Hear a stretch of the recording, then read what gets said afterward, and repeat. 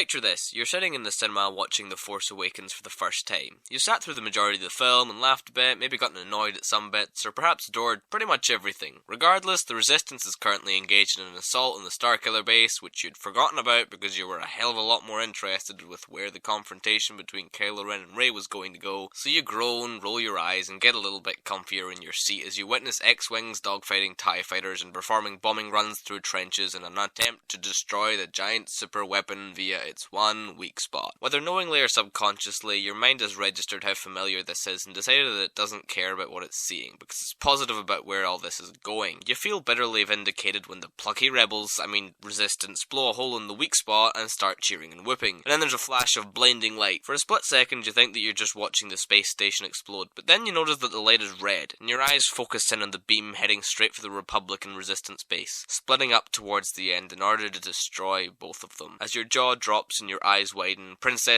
General Leia walks out of her base to see the power of a star obliterate her planet. The tears start to roll down your face, and her son, Ben, fights back tears of his own. He then, filled with rage at the loss of both his parents and reveling in the power of the dark side now that he has destroyed his most prominent connections to the light, strides out to confront Finn and Rey. He gives them an easy bashing before the planet's tremors put pressure on the wound Chewbacca gave him and allow our heroes to get away. But while Finn and Rey have survived, the galaxy is under a state of utter turmoil, and the pair acknowledge that there is only one person who could restore the balance: Luke Skywalker.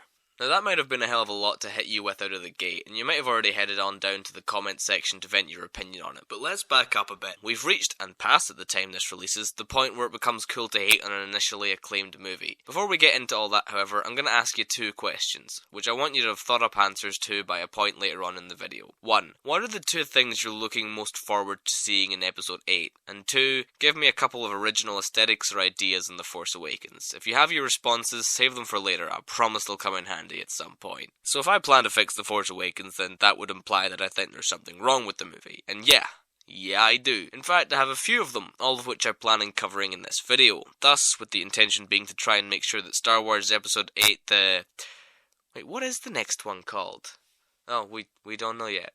Well, then I'll just go with Episode 8, The Force Re-Racks. And in the interest of making it as good as possible, let's just try and brush up its predecessor, shall we? I could talk endlessly about the nitpicks I have about the film. Like, how the hell did Poe get from Jakku to the Rebel base? Where did Carrie Fisher misplace her acting ability in the past 30 years? Or how the hell Maz Kanata just happened to have the original lightsaber, sans hand? But things like this aren't what make the movie broken, and in my eyes, at the very least, The Force Awakens is broken. The first thing we need to cover, though, is the difference between story and plot. See, while there are blatant similarities between the circumstances of this film and Episode 4, that's not necessarily relevant. The plot is simply what a news report would tell the adventure as, but the story is what the movie's all about. It's what the movie wants to tell us of. So while the plots of the two movies are nigh on impossible to distinguish, it's all about whether the story is different. The original Star Wars is about Luke making a fresh start in his life and taking a bold step out into a dangerous yet awe-inspiring world. On the other hand, the newest film centers on Rey and her journey from a capable, isolated, and independent scavenger to a capable, isolated, and independent hero?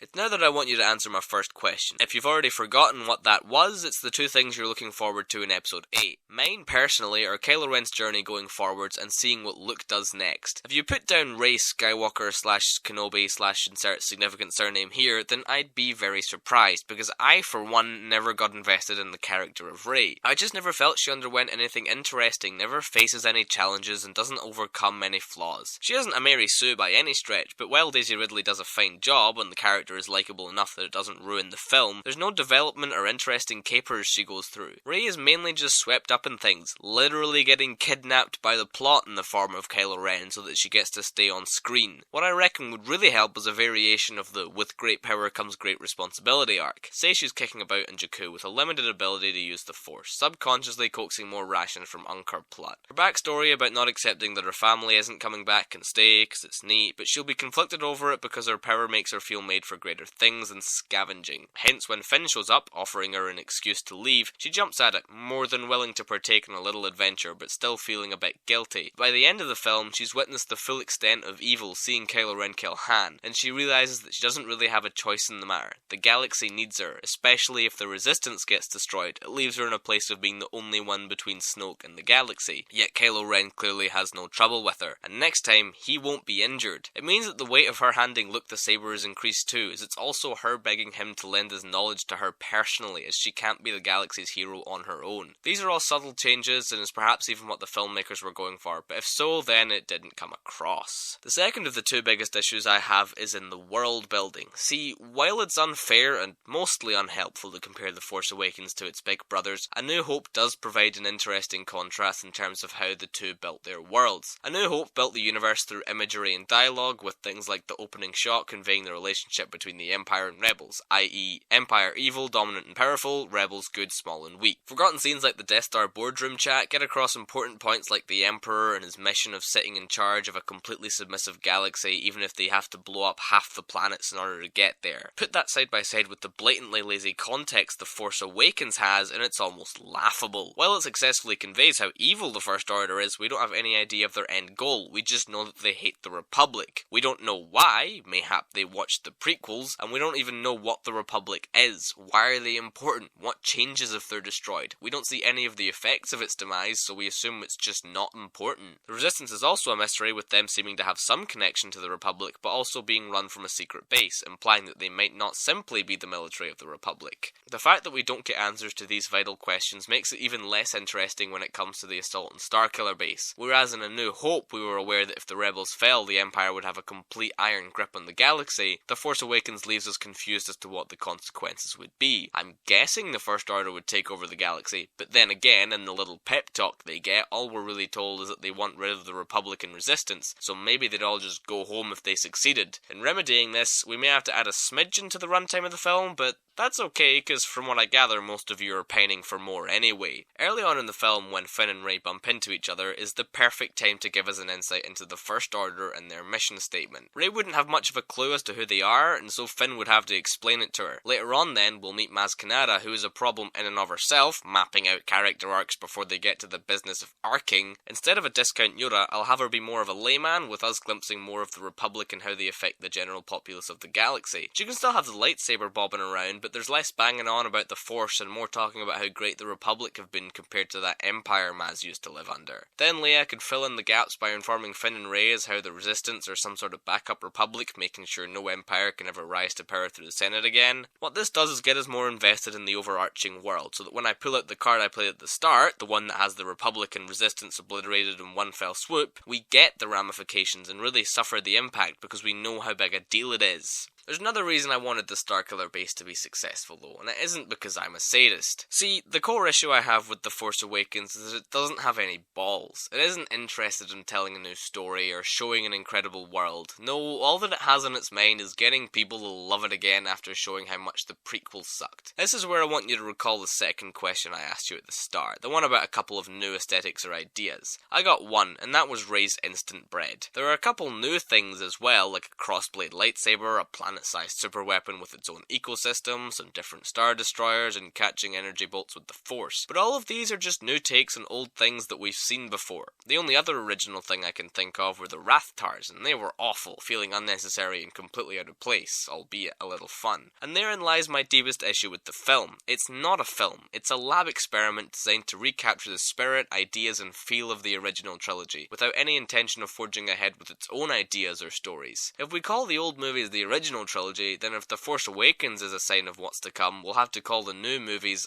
the rehashed trilogy. But if it had finished with our world successfully crumbled by the First Order, I'd have forgiven it all, because it would have been like luring us all into a false sense of familiarity, having us assume they'll destroy the super weapon, because that's how the story goes, only to turn the whole thing on its head and give us a completely new playing field. Our heroes would have to build their own rebellion from the ground up, or try and cut the head off the snake as their only resort.